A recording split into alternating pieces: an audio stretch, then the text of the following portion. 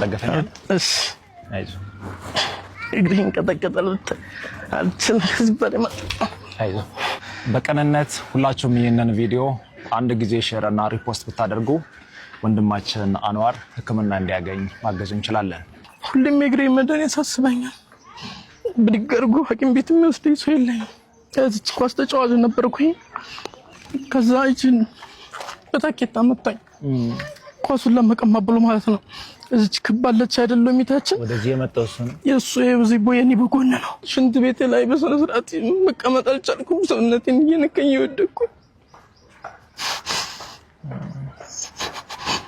ኦፕሬሽን ለመደረግ ግዴታ ቱርክ ሀገር መሄድ አለብኝ ጥቁር አንበሳ ሆስፒታል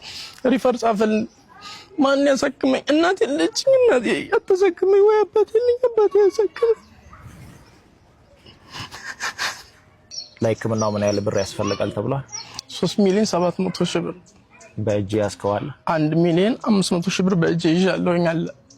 ወደ 2,200,000 ብር ነው የሚያስፈልገው አዎ ለሚያግዙ ሰዎች እስቲ ባንክ አካውንት 1027 63 33 11 2 አንዋር አብዱ ሰይድ ፈጣሪ ካንተ ጋር አብሮ ይሁን አሜን በምንችለው እናግዛለን እሺ እኔ አባትሽ እሺ